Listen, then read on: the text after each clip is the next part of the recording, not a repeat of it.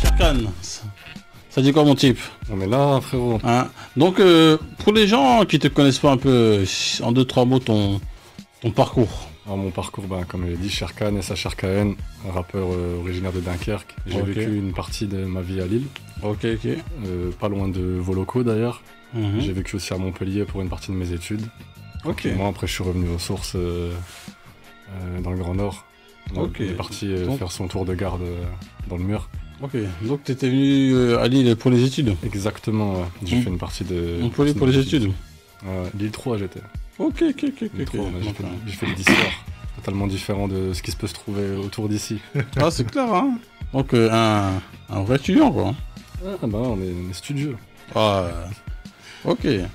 Donc, combien de temps, on va dire Ouais, moi concrètement, je rappe depuis que je suis au collège, tu vois, donc ça fait un bail, plus de 10 ans. Ok. J'ai commencé vraiment concrètement à me dire que je pouvais commencer à sortir des bails sérieux, que c'était assez abouti pour pouvoir les diffuser il y a 4-5 ans. Ok. Donc j'ai commencé à bosser pas mal de sons, à sortir quelques clips.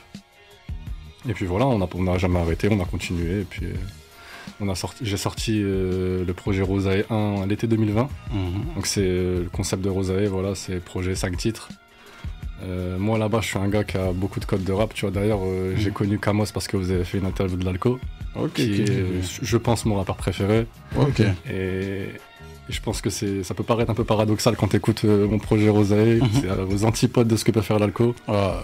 Mais voilà, moi qui suis quelqu'un avec les codes du rap, j'aime aussi beaucoup de choses différentes dans la musique, que ce soit le R&B, la soul et tout. Donc voilà, j'ai sorti un projet Rosae 1 qui est plutôt dans cette ambiance-là, on va dire R&B. J'aime pas trop ce terme, mais les gens ils disent néo R&B, genre. Donc on va dire ça, on va dire chanter. Voilà, c'est beaucoup plus simple, chantonner même parce que je suis pas un chanteur. Et puis voilà, je suis ici pour Rosae 2. J'ai sorti quelques freestyles, quelques trucs entre deux, mais voilà, 2 ans après, quasiment, un peu plus. Rosae 2 pour poser une petite pierre en plus à l'édifice. Ok, ça marche. Donc tu vas garder toujours cette formule de EP Là concrètement tout de suite mon projet c'est de faire une trilogie de Rosae. Donc on a fait le 3. On a fini les enregistrements, il part au mix bientôt. C'est dans un délire un peu Kaitranada. Donc un peu différent de Rosae 2 mais toujours dans la même couleur on va dire. Ok, le 3 il est déjà bouclé là. Le 3 il est bouclé. Les arrangements ils sont bouclés, les recs ils sont bouclés. Enfin, j'ai sorti mes meilleures octaves. Donc voilà, il faut juste que ça parte au mix, que tu sais, tout le travail à côté, trouver la bonne couleur pour la pochette de Rosae 3, voir pour les clips, tout ça, tous les à côté. Mais voilà, ça sortira bientôt je pense, et là pour l'instant le plus important c'est de diffuser au maximum le 2. Oh, c'est clair, hein. Voilà. Donc, ADHX, donc ton ressenti. Avant de donner mon ressenti, j'aimerais en fait savoir en fait comment tu te définis. Tu te définis comme un rappeur ou bien comme moi je me définis comme un rappeur. Comme un chantonneur ou bien non, comme un rappeur. Comme un rappeur. Ouais. Ok. Et pourquoi Rosae en fait? Pourquoi Rosae parce que j'aime bien j'aime bien dire que mon projet Rosae, les sons c'est des roses, dans le sens où c'est à la fois très attirant, très joli et très fascinant, et c'est un côté douloureux, tu vois. Okay. Un peu, tu sais, le côté sombre, la partie cachée de l'iceberg. Donc voilà, c'est pour apporter un peu cette nuance-là dans mes sons. C'est à la fois très fascinant, très beau, mais il y a un côté très sombre et parfois, tu sais, un peu toxique, ce genre de côté-là. Ah ouais, carrément, Toxic Boy, ok, d'accord. Toxic Boy, pas forcément, tu vois, mais il y a un côté. Mais tu sais, c'est même pas forcément Toxic Boy, c'est des fois, tu peux ressentir dans les sons que. Je parle de mes relations surtout avec les femmes, mais je parle aussi des relations des femmes avec moi, tu vois ce que je veux dire? Okay. Donc toxique, ça peut être vraiment des deux côtés. Ça peut être dans les deux sens, on est d'accord. Bien sûr. Ok, donc moi j'ai écouté le projet Rosae 2. Donc d'ailleurs qui s'écoute vite, hein. J'écoute rapidement, c'est un projet 5 titres. Moins d'un quart d'heure? Je pense que c'est 17 minutes, je crois. Ok, donc, d'accord. Pas loin du quart d'heure. Faudrait vérifier. Ok. Ouais. Et 17, hein? Ok, d'accord. Donc un petit peu plus du quart d'heure. Et j'ai envie de te dire que dans un premier temps, j'ai eu un petit peu de mal à pouvoir comprendre ce que tu chantais. Et ça m'a pris quelques secondes, hein. Et en fait, après, je me suis dit, mais en fait, tu fais une musique en fait qui s'apparente en fait un tout petit peu en fait à du mumble. Dans ton phrasé, en fait, tu vois, t'as un phrasé un peu mumble. Il faut vraiment aller chercher en fait ce que tu dis, tu vois. Et donc, je me dis bon, pas grave, passons. De toute façon, c'est un truc que l'on kiffe également, hein, tu vois. Donc et tout, on peut aller passer au-dessus. Et je tombe en vérité donc également en fait sur les mélos. Et ouais, ok, d'accord. Il y a de la mélo, tu vois. J'ai même envie de te dire que tu l'as dit tout à l'heure, tu vois. Il y a un truc que j'ai apprécié, c'est que on voit que t'es éclectique en fait. T'écoutes beaucoup de musique. Et de la musique différente, tu vois, parce que effectivement, tu vois, il y a des touches de soul en fait qui sont disséminées un petit peu partout, tu vois. En fait, la musique que tu nous amènes pour poser tes paroles, elle est vraiment riche, tu vois. Et ça, vraiment, j'ai trouvé en vérité que c'était intéressant. Et le fait en fait que ça soit combiné, tu vois, avec ce rap en fait qui est légèrement mumble. En fait, je trouvais que c'était quand même assez original. Maintenant, j'ai envie de dire que, pour moi, franchement, les morceaux en vérité sont bien, tu vois et tout, c'est audible et tout, tu vois et tout, c'est entraînant et tout. Mais, par moment, je trouvais que, au niveau de la musicalité, en fait, tu n'étais pas assez accrocheur. À partir du moment en fait où, pour moi, hein, où en fait t'es là, tu fais de la musique et que au niveau de ton propos, on ne comprend pas tout en fait à la première écoute. Au niveau en fait de la mélo, en vérité, il faut que tu sois chaud, de ouf, et il faut que tu sois accrocheur en fait à la premier truc, tu vois. Et j'ai envie de te dire que j'ai écouté, je me suis dit ça, mais j'ai été clément, tu vois, parce que je me suis dit, c'est un gars de chez nous. Et je me suis dit, en fait, dans ce que tu fais, il y a beaucoup de trucs en vérité que tu fais bien, tu vois, mais il y a un tout petit truc en vérité qui manque pour que tu puisses passer le step au-dessus. Parce que t'es vraiment à peu de choses, en fait, de pouvoir, en fait, avoir la bonne formule pour que les gens puissent capter en vérité ce que tu fais. Ça veut dire que la direction dans laquelle tu vas en vérité, c'est intéressant, tu vois. Mais pour moi, il y a certains trucs, tu vois, et je te l'ai dit, tu vois, qui font que, tu vois, peut-être que des fois, tu as des auditeurs en vérité qui manquent un truc parce que c'est pas ça accrocheur. Mais franchement, j'ai pas eu le temps en fait d'écouter en fait le 1, tu vois.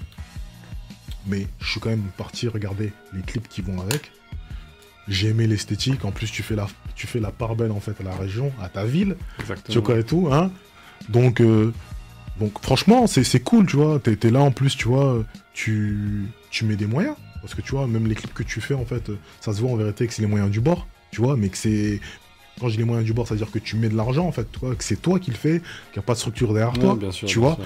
Et donc pour tous ces trucs-là, en vérité, je trouve en vérité que c'est fort, c'est louable et que en vérité, il faut continuer. Tu vois, et réellement, si j'ai un petit conseil vraiment à donner et tout, c'est le truc en vérité sur la mélo. Trouve en fait un truc, t'es à deux doigts même pas de trouver le truc en vérité qui va faire en vérité que les gens en vérité vont capter direct et que ça va prendre. Oui, bien sûr. Je vais revenir sur tout ce que tu disais. Déjà, ça me fait plaisir parce que ça se sent que tu as écouté le projet, donc c'est lourd. Pour revenir sur, tu sais, côté Rosaï 2, tu parles de touche sol et tout. Je pense que la plus grosse inspiration que j'ai sur Rosaï 1 et Rosaï 2, c'est Erykah Badu. Okay, moi, je suis un fan absolu d'Erykah Badu. Tu vois, donc c'est plus ce côté-là. C'est pour ça que ça me fait plaisir que tu entendes ces touches-là, tu vois. Ensuite, pour le côté, tu disais pour les côtés un peu tout ce qui est le travail à fournir, tout ça pour continuer à se développer musicalement. Je suis plus ou moins d'accord avec toi. Après, Rosaï 1, Rosaï 2, c'est conçu de manière très instinctive. Dans le sens, il faut savoir un truc, c'est que pour Rosaï 1, il y a 6 sons qui sont enregistrés, il y en a 5 qui sortent. Pour Rosaï 2, il y a 6 sons qui sont enregistrés, les 6 y sortent. Tu vois. Donc c'est un projet très très instinctif. où j'ai voulu sortir. C'est surtout le ressenti. Moi j'aime beaucoup des top lines, tu vois. Rosae 2, c'est les projets Rosae, c'est surtout axé top line, tu vois. Okay. Donc essayer de justement, moi qui ai des codes rap, de sortir de ma zone de confort, de travailler sur ma voix, parce que quand tu chantes dans ta douche, c'est une chose. Quand tu te retrouves derrière un micro et que tu as un ingé son comme le mien, Alien Beats, c'est tout autre chose, tu vois. Quand tu dois recommencer 40 fois la même phrase parce que tu as une note que tu n'arrives pas à sortir, c'est compliqué, tu vois. Donc je pense que on est en train, et ça va continuer. Je pense quand même que si tu écoutes Rosae 1 et Rosae 2, tu verras une progression. Même si je pense que Rosae 1 est un très bon projet. Mais voilà, je comprends ce que tu veux dire dans le sens, évidemment, il y a toujours du travail, on est un artiste en développement, donc forcément, il ne faut pas se reposer sur ses acquis. On explore de nouvelles vagues, justement, avec les top lines, un peu soul, un peu voilà, tout, alors que moi, je suis mon rappeur préféré, c'est l'Alco. Encore une fois, c'est plus, voilà, t'écoutes l'Alco, t'écoutes la Bible, tu vois, t'écoutes pas Erykah Badu, tu vois, donc voilà, on est plus dans ce côté-là, mais voilà, tant mieux, ça donne des pistes pour continuer à progresser et pour savoir vers où aller. Ok, bah ouais, cool, mais franchement, tes refs sont quand même bonnes, hein. Ton gars, mon gars, hein, il est là, il te sort l'Alco, il te sort Erykah Badu, le mec écoute la musique, quoi. Non, il sait, c'est un ancien, il sait quoi. Il sait. Non, de l'Alco, franchement... l'Alco, ça fait combien de temps son dernier projet, ça remonte, hein. Mais c'était quelqu'un, hein. C'est quelqu'un. Jusqu'aujourd'hui. Très très chaud. Non, c'est ça. Mais il y a un truc, au niveau des prods, c'est toi qui produis en plus. Non. C'est pas toi qui produis. En fait, c'est pas ça, c'est que pour tous les Rosae, c'est des type beats que j'ai achetés. Donc, moi, concrètement, je bosse avec 3 beatmakers, dont Alien Beats, 2 autres, Rewan, même 4 Blaster, Ulki. Et j'ai beaucoup de sons de côté. Mais pour la couleur que je voulais des Rosae, j'arrivais pas à trouver les prods que je voulais. Ok, très bien. Donc qu'est-ce que j'ai fait? J'ai été voir les beatmakers sur YouTube, j'ai regardé, on a acheté les prods, on a essayé de faire un truc cohérent. Ok, très bien. Et donc voilà, c'est des prods achetés à des beatmakers sur Ok, sur très bien. Internet. Ok, très bien. Ok. Non, c'est cool, hein. En plus, tu te donnes la force au beatmaker. Ah oui, hein, tu peux juste récupérer ça sur YouTube et voilà. Hein. C'est beaucoup plus simple. Hein. Les gens, ils se prennent pas la tête, hein, quand c'est sur YouTube. Ah oui, c'est un bouc carré, carré.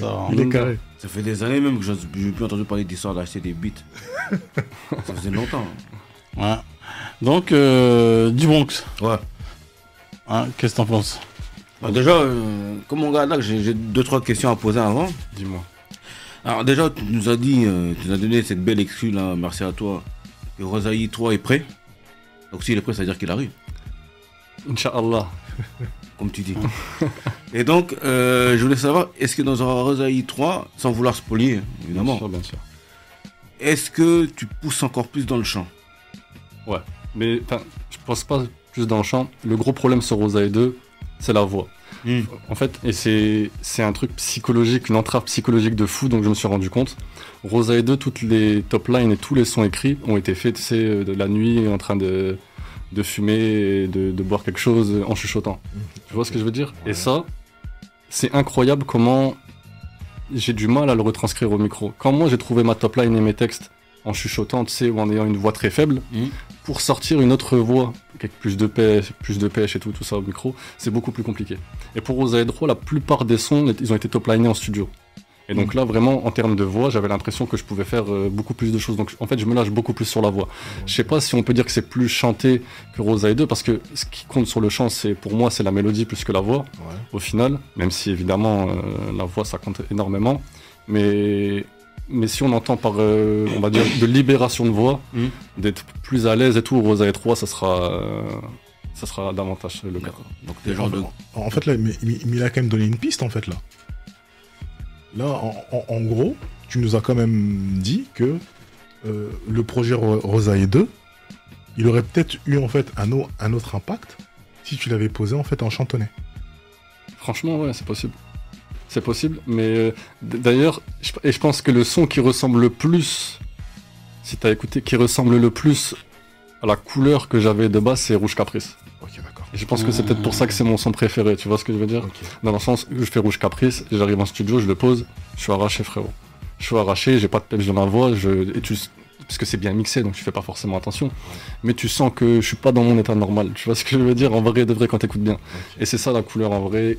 Comment a été pensé le projet. C'est pour ça qu'après, tu as forcément des dissonances quand tu professionnalises le truc et que tu le poses directement, enfin que tu t'établis les choses et tu te dis ah c'est pas forcément comme ça que je l'avais pensé, c'est pas forcément comme ça. en chantonné. Ah écoute, on a essayé de poser en chantonné. On a essayé de faire 21, il est sorti en chantonné. Young Jun, ils sont sortis en chantonné. En murmurant même. Bah ouais. Dis-moi que c'était pas fini, non? Excuse-moi, il y a du B. Non, je venais de commencer. Excuse-moi. Mais c'est bon, tout me disait qu'on se complète. Merci. Donc après, il faut que je retrouve le film. Donc effectivement, tu vas plus pousser donc, sur le champ pour Rosaï 3. Alors, de ce que j'ai compris, t'es le genre de gars qui passe des heures en studio. Pas mal. Quand j'y suis, quand j'ai le temps d'y aller, pas mal. Ouais, bah, quand je dis tu prends le temps de faire des choses sur place. Il y a deux types d'artistes. Il y a des artistes qui sont là, qui ont besoin d'arriver tout préparé, et t'en as d'autres qui se lancent directement avec des substances ou pas, mais bon, ils ont besoin d'être sur place et de sentir le feeling, d'avoir son DA à côté, ou voilà. Ensuite, moi je suis d'accord avec mon gars Dax, c'est qu'effectivement on a du mal à accrocher, parce qu'effectivement, il y a un côté rap chantonné, qui se fait beaucoup aujourd'hui, mais toi c'est différent parce que c'est un peu plus abouti. Dans le sens où c'est pas juste chantonner pour mettre un peu de vibe, c'est vraiment, il y a une démarche qui est là. Mais c'est pas poussé. Parce qu'effectivement, on sent toujours qu'à un moment donné, ça freine et on sent que ça peut chanter, mais ça s'arrête. Alors après, on sait pas si c'est fait exprès ou pas, si c'est des limites ou pas, mais nous, en tout cas, quand on écoute, on se pose des questions. Et c'est ça qui fait que on s'accroche pas tellement parce qu'on n'est pas concentré. On se demande, mais il va aller où, il veut faire quoi? Surtout que nous, on écoute pour forcément. Analyser aussi. Pour décortiquer. Décortiquer en même temps. On cherche toutes les faiblesses, nous, tout le temps. Bah, sinon, c'est pas intéressant. Ouais, c'est ça. C'est ça. Et donc, après, il y a un truc très intéressant que tu nous as dit, c'est la partie visible de l'iceberg. Et moi, parce que moi, je suis pas mon gars, comme mon gars Dax, moi, je suis pas trop dans les décortiquer les notes. Moi, je décortique les mots. Et en fait, j'ai l'impression que t'es un gars, t'es tourmenté quand même. Parce que tu es dans un combat entre le... Comment on appelle ça je peux dire Casanova, c'est naze ça. Mais le côté un peu... Don Juan. Mais en même temps, t'as une fragilité. Ça veut dire que tu sens que tu peux devenir le canard fragile à tout moment. Waouh. J'irai pas jusque là, mais je comprends ce que tu veux dire. Ouais. Non, parce que c'est toi qui le vois comme ça. Parce qu'effectivement, on a tous un cœur qui bat. Donc forcément, personne n'est à l'abri de tomber amoureux ou tomber dans un autre. Mais toi, j'ai l'impression que c'est un truc qui t'effraie et tu luttes contre ça. Donc effectivement, tu montres le côté Casanova, le côté briseur de femmes en fait. Où effectivement... tu montres ce côté de manière même assez exacerbée que tu n'as rien à foutre. Comme tu dis par exemple dans Néon, même si j'étais dans le sang, je peux pas rester jusqu'à la fin. Double sens en plus. Voilà. Ensuite, il y a un moment dans Parle-moi, il y a le refrain qui est très intéressant parce que il est très répété. Mais il est répété en mode écho. Ça veut dire que c'est une dernière voix derrière qui te dit à la go, vas-y, reste avec moi, parle-moi, je sais pas ce qu'elle doit dire, c'est de dire je t'aime ou j'en sais rien, tu vois. Et toi, d'un côté, tu dis, j'ai rendu utile tous tes sacrifices. C'est-à-dire qu'en même temps, t'as envie qu'elle te montre, toi, qu'elle se lâche avec toi dans le côté love.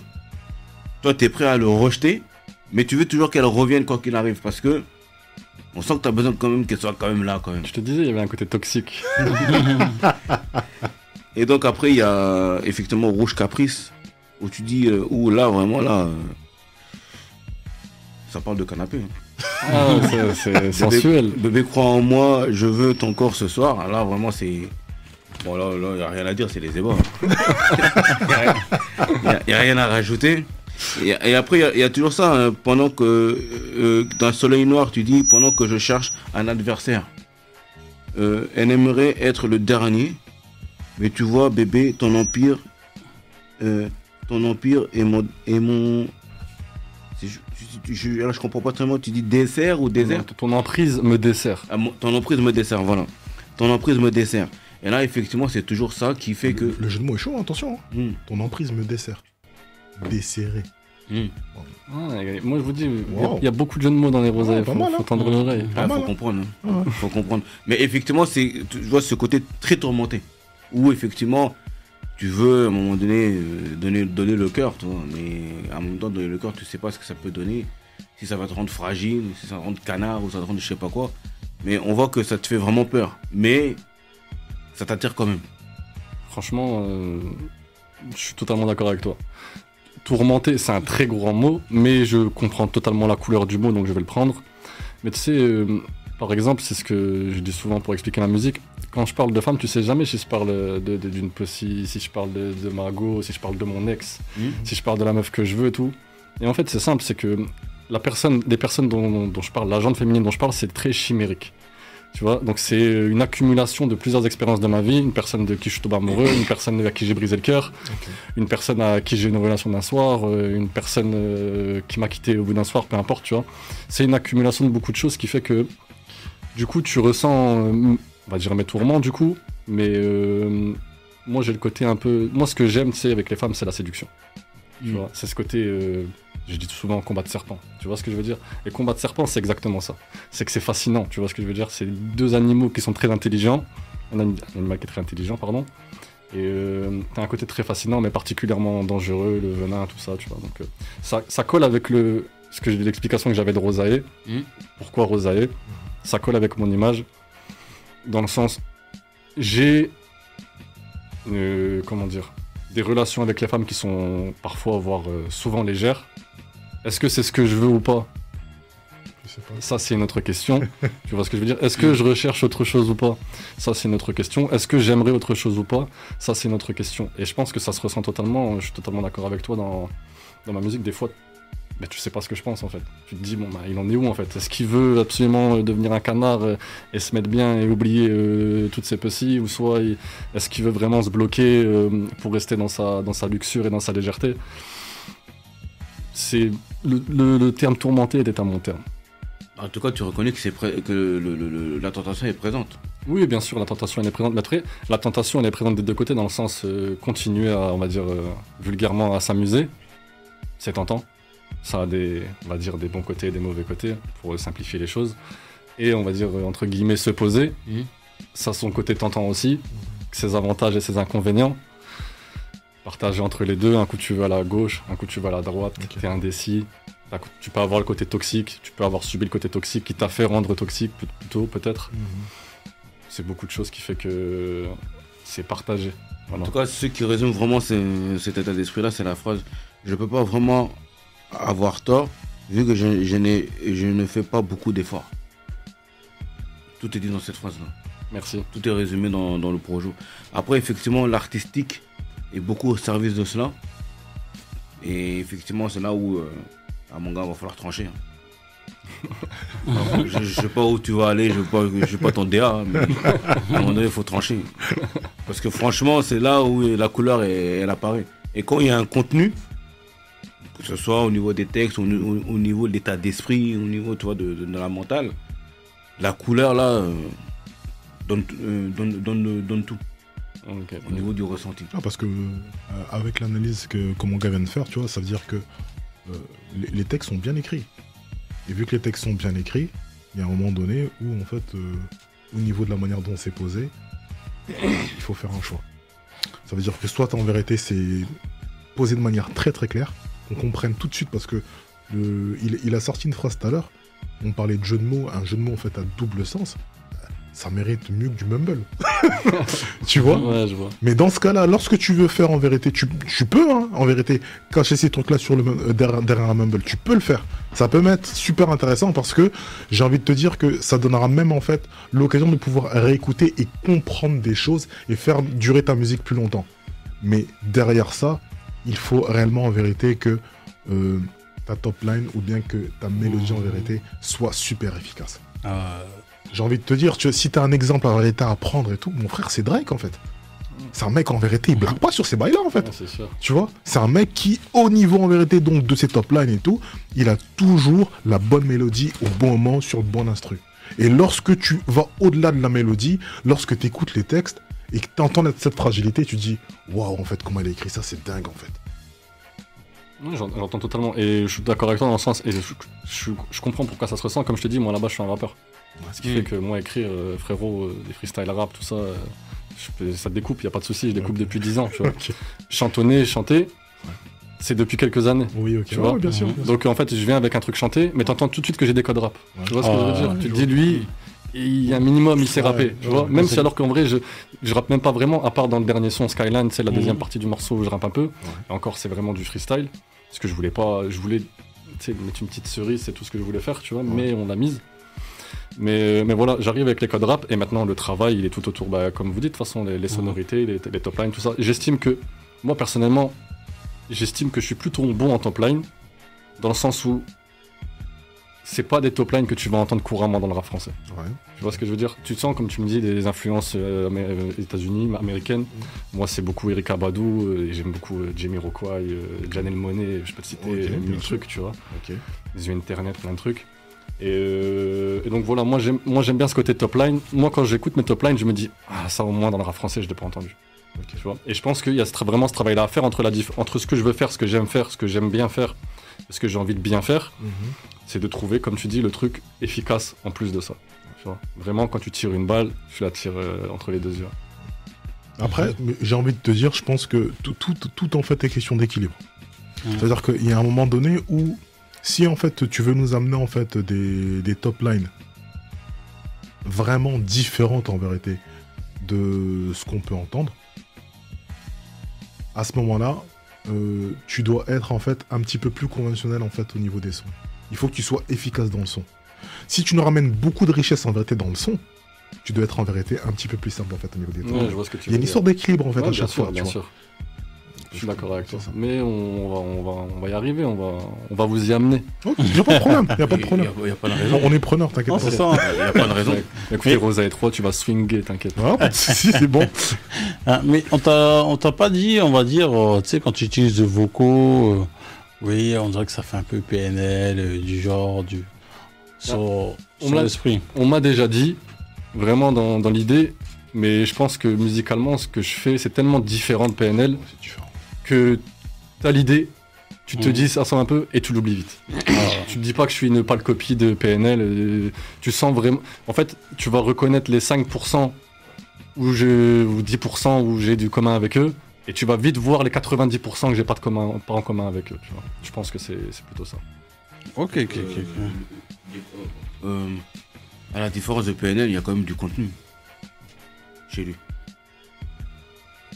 Il y a plus de contenu. Si en 5 morceaux tu me dis que j'ai plus de contenu que PNL qui ont sorti 3 albums, moi ça me va. Au niveau des textes, moi je trouve qu'au niveau des textes, il y a plus de... Le contenu, c'est pas vraiment le fort du PNL. Il t'amène dans leur univers. En fait, tu parles du texte, en fait. Ouais, les textes, ouais. Ok, le texte, ouais. Parce que le contenu, c'est quand même un peu plus large, tu vois. Ouais, contenu, parce que il y a quand même, en fait, tu connais tout... PNL quand même du sacré délire en fait, tu vois. Ouais, c'est ça. C'est-à-dire c'est écrit d'une autre façon en fait, tu vois. C'est même une révolution d'écriture, t'écris autrement, tu vois. Tu simplifies trop les choses, mais c'est aussi un délire en fait, tu vois. Et c'est un parti pris. C'est aussi un parti pris, je pense. Après, il y a une expression qui est là. Hein. Ouais, ils expriment quelque chose, quoi qu'il arrive. Ouais. Mais au niveau du contenu, c'est là où tu vois, tu fais la différence entre les deux. Ouais, ok, d'accord. C'est là où tu peux pas trop mélanger. Ok. Non, mais en tout cas, moi, personnellement, ce que j'aimais sur ton projet, c'est le dernier morceau. Hein. Comme on s'était dit sur Off et tout ça, franchement. Le côté Pura et le côté un peu chantonné sur le fond derrière et tout ça. Franchement, j'ai trouvé ça très, très, très original. Hein. Ah bah ça fait plaisir, ouais, justement, on a essayé pour préciser, c'est en gros le dernier son, c'est un double son, mais le deuxième son, c'est un double son. C'est une inception en fait, c'est un double son dans le double son, tu vois. Et en fait, du coup, la finalité, c'est que la lead, elle est rappée, donc c'est un son rap, comme je disais, un peu freestyle, surtout des phases que je voulais balancer. Et derrière, la ligne, c'est un autre texte, une autre top line, en chanté, un peu moins fort, et du coup, ça te donne un peu cette ambiance-là qui me correspond bien au final, tu vois. La voix lead, c'est moi, c'est le rappeur, celui qui aime rapper, qui aime balancer des phrases lourdes, qui aime découper. Et derrière, un peu en fond, t'as le côté chantonné, chanteur qui essaye justement de trouver son bail et puis d'affirmer cette face de la médaille de mon côté. Et le choix de la prod aussi était judicieux. J'ai beaucoup aimé le changement en fait. C'est gentil, de la merci. prod, celui-là. Ouais. Mais à cette heure-ci, est-ce que tu te mets un peu est-ce que tu te mets dans une certaine pression? Tu te donnes un délai? Oui, il faut que prochaine étape, il faut que ce soit des majors, maisons de disques, gros médias. Comment tu vois un peu les choses dans l'industrie, toi? Moi, je me suis jamais mis de pression. Moi et mon équipe, Alien, Beats et John Size Menwats qui sont là, pareil, qui sont des très proches. On s'est jamais mis de pression, dans le sens où déjà, moi, la musique, ça a jamais été mon plan A. Ok. Jamais, jamais, jamais. J'ai toujours fait autre chose. J'ai fait des études, j'ai ouvert une société, j'ai travaillé, comme tout le monde. Ça a jamais été mon plan A, mais c'est quelque chose vers lequel je suis toujours revenu. Et c'est ce que je te disais tout à l'heure en off cam, c'est que bizarrement, quand pendant 10 ans, un truc, tu y reviens tout le temps, c'est que, vas-y, t'as pas abandonné. Alors qu'on a tous fait 1000 trucs et on a abandonné, on n'a jamais repris. Ça, finalement, j'ai jamais abandonné. Et dans le sens, donc voilà, aucun objectif. Franchement, aucun objectif. Forcément, mon objectif principal, c'est de diffuser ma musique au maximum. Tu vois, moi, j'estime que, dans le sens, pour être tout à fait clair et tout à fait honnête, j'estime que mon niveau de notoriété, parce que je viens de sortir des choses depuis quelques années, patati patata, ne correspond pas à mon niveau musical.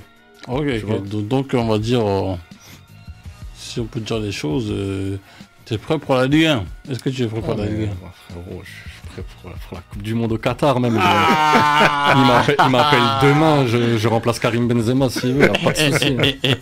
Mais en tout cas, ouais, non, franchement, le but, il n'y a pas d'objectif de chiffre.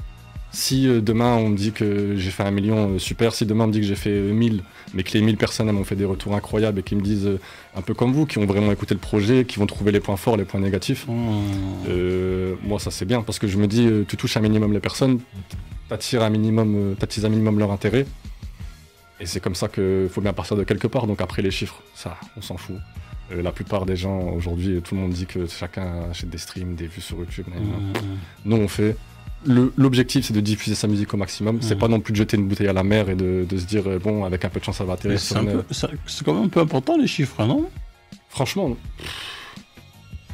est-ce que c'est vraiment important? La musique en première, mais c'est vrai que on va dire, tu sais, ça peut te donner un petit boost ou bien une petite énergie, tu vois. Une sephora. Hein. Voilà. C'est l'opium. Pour le deuxième projet. C'est l'énergie, mais tiens, je vais faire une comparaison peut-être un peu hâtive, mais toi par exemple, tu préférerais avoir 1 million sur ton compte en banque ou pouvoir te payer tout ce que tu veux? Tu vois la nuance? Tu vois ce que je veux dire? Le plus important, c'est le chiffre, c'est bien. Le chiffre, c'est une affirmation, c'est une confirmation, c'est une étape. Donc tu dis voilà, moi je suis à cette étape-là, ça te permet de te situer. Mais le plus important, c'est si tu fais 1 million de vues, mais qu'il y a 700 000 personnes qui ont regardé ton clip pour se foutre de ta gueule, bah t'as fait 1 million de vues, certes, mais la plupart des gens qui ont écouté ton son, c'était pour rigoler. Moi, le but, c'est tu fais 1000 vues, certes, mais il n'y a pas un gars qui rigole en écoutant mon son. Je sais ce que tu veux dire. Voilà, on en est là. C'est ça. Hein. Que ça pense du rock. Ça, hein. Bah écoute, moi comme je dis souvent, les chiffres, c'est l'opium du game. Hein. Exactement. C'est ça qui fait que les choses tournent. Les gens font des showcases, les gens se cassent la tête à réaliser des concerts. C'est parce qu'il y a du chiffre qui est là. Après, comme il le dit, c'est une sorte de fondation. Ça veut dire que tout artiste a toujours besoin d'avoir une fanbase. A toujours besoin d'avoir une base solide qui va te porter et qui va te remonter. Donc, forcément, ces 1000 personnes comme il dit là, qui vont pas se foutre de sa gueule, c'est des gens qui seront toujours là quoi qu'il arrive. Après, bon, des gens qui foutent de ta gueule mais qui streament pour cela, de temps en temps c'est pas plus mal pour oui, bien sûr. continuer à tourner.